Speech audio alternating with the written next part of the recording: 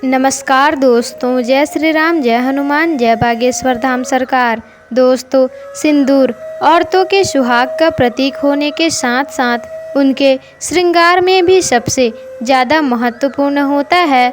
लेकिन अगर आपसे कहा जाए कि आपके सिंदूर लगाते समय की गई ये गलतियां आपके पति को बुरी तरह कर्ज में डुबो देंगी और आपको लकीर से फ़कीर बना देंगी, तो आपको कैसा लगेगा? तो दोस्तों, घबराने की कोई ज़रूरत नहीं है। यह सब हम आपको डराने के लिए नहीं कह रहे, बल्कि बागेश्वर धाम के गुरुजी ने अपने भक्तों को सिंदूर लगाते समय कुछ ऐसे महत्वपूर्ण नियमों को बताए हैं जिन्हें जानने के बाद आप अपने पति के लिए किस्मत के दरवाजे खोल सकती हैं और उनकी तरक्की दिन दुगनी रात चौगनी हो सकती है।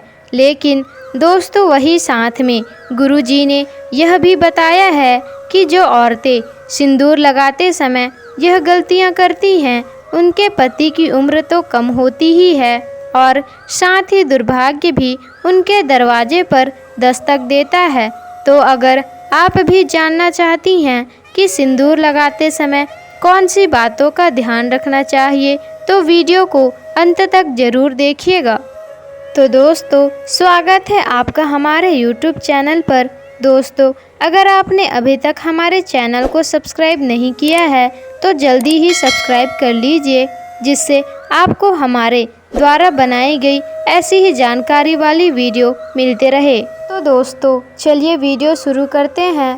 तो दोस्तों, सबसे पहले शादीशुदा स्त्री की पहचान उसका सिंदूर ही होता है और हिंदू धर्म में ऐसा कहा जाता है कि अगर औरतें जितनी लंबी अपनी मांग भरती हैं, उनके पति की आयु भी उतनी ही लंबी हो जाती है।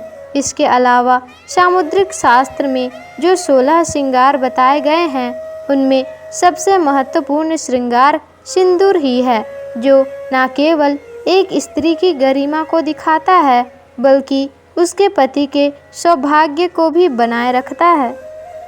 लेकिन दोस्तों, आजकल आधुनिकता के चलते औरतों में मॉडर्न बनने की होड़ में इस परंपरा को एक तरफ उठाकर रख दिया है। अब तक या तो महिलाएं अपनी मांग में सिंदूर लगाती ही नहीं हैं, या फिर टेढ़ी मेढ़ी मांग बनाकर उल्टा सीधा सिंदूर भरने लगती हैं और इसी वजह से उनके जीवन में परेशानियां चलती रहती हैं और फिर वह औरतें अपने ही भाग्य को और भगवान को दोषी ठहराती हैं। लेकिन दोस्तों, आज का वीडियो देखने के बाद आप ज़रूर ही समझ जाएंगे कि हमारी ही गलतियां हमारे कर्मों का निर्धारण करती हैं और हम पर भारी पड़ती हैं। तो दोस्तों, गुरुजी कहते हैं कि जो औरतें सिर धोने के तुरंत बाद सिंदूर लगा लेती हैं या फिर गीले बालों में सिंदूर लगा लेती हैं, तो ऐसे में उनके पति कर्ज में डूबने लगते हैं और उनके काम धंधे भी ठप होने लगते हैं। साथ ही दोस्तों, आपको ये भी बता दें कि शास्त्रों के अनुसार गीले बालों में सिंदूर भरने से इसका प्रभाव महिलाओं के मन पर पड़ता है और उनके मन में बुरे बुरे विचार आ सकते हैं और ऐसा करने से पति के रिश्तों में लड़ाई झगड़ा और परिवार में कलेश हो सकता है।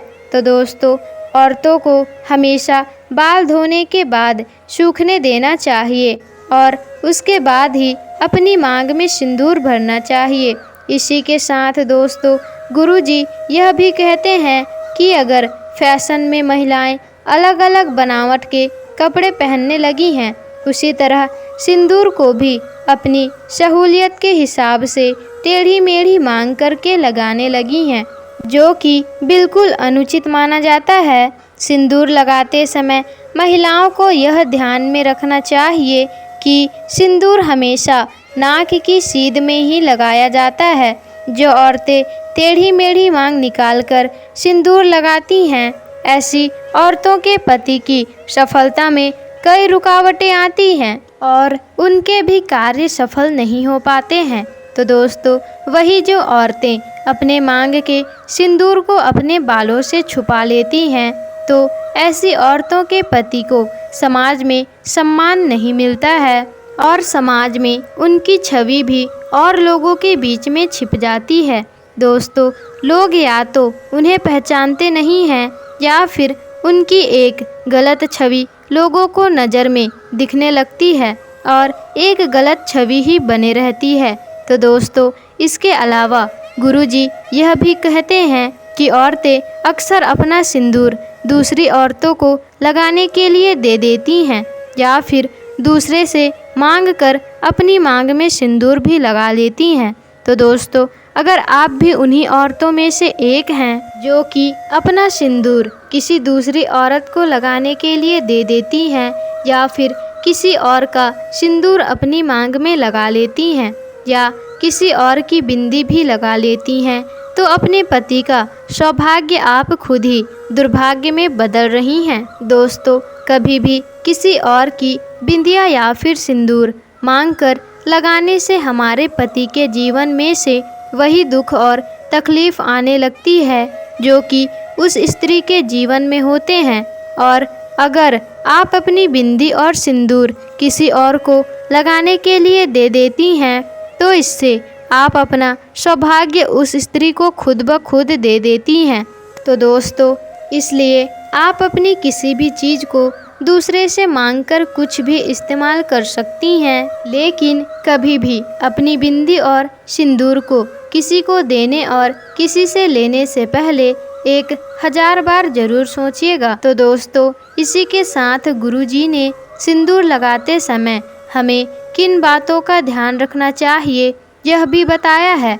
गुरुजी कहते हैं कि औरतों को हमेशा नाक की सीध में ही लंबा सिंदूर लगाना चाहिए, क्योंकि औरत अपनी मांग में जितना लंबा सिंदूर भरती है उसके पति की आयु भी उतनी ही लंबी होती है और उसकी तरक्की के रास्ते भी खुलते चले जाते हैं। और अगर आप एक कामकाजी महिला हैं और हर रोज़ सिंदूर लगाना आपके लिए मुश्किल होता है, तो आप यह ध्यान रखें कि तीज त्यौहार के मौके पर सिंदूर जरूर लगाइएगा। और हो सके तो जब भी आप किसी मंदिर या फिर पवित्र स्थान पर जा रहे हों, तो फिर वहाँ का सिंदूर लेकर अपनी मांग में ज़रूर भरें। और जिन स्त्रियों की नई नई शादी हुई है, वे अपने शादी का सिंदूर संभाल कर रखें और उसी सिंदूर में अपना सिंदूर मिलाकर लगाते रहें और कम से कम उसे 40 दिनों तक उस सिंदूर को ज़रूर लगा कर रखें। इसी के साथ गुरुजी ने यह भी कहा है कि तीज त्यौहार के मौके पर करवा चौथ पर अपने पति से सिंदूर लगवाना भी आपके सौभाग्य को बढ़ा सकता है। दोस्तों, इसी के साथ महिलाओं को यह भी ध्यान में रखना चाहिए कि सिंदूर लगाते समय अगर सिंदूर उनकी नाक पर गिर जाता है तो उनके पति की आयु बढ़ती है इससे। वहीं अगर गलती से सिंदूर जमीन पर गिर जाता है तो इससे महिलाओं के जीवन में ज़रूर कोई ना कोई संकट आने वाला होता है। तो दोस्तों, सिंदूर लगाते समय इन बातों का विशेष रूप से आपको ध्यान रखना चाहिए। और दोस्तों, हमारे हिंदू धर्म में एक कथा बहुत प्रचलित है कि वनवास के बाद जब एक बार माता सीता अपनी मांग भर रही थी, तब हनुमान जी माता सीता के पास जाकर पूछते हैं कि माता, आप यह क्या कर रही हैं।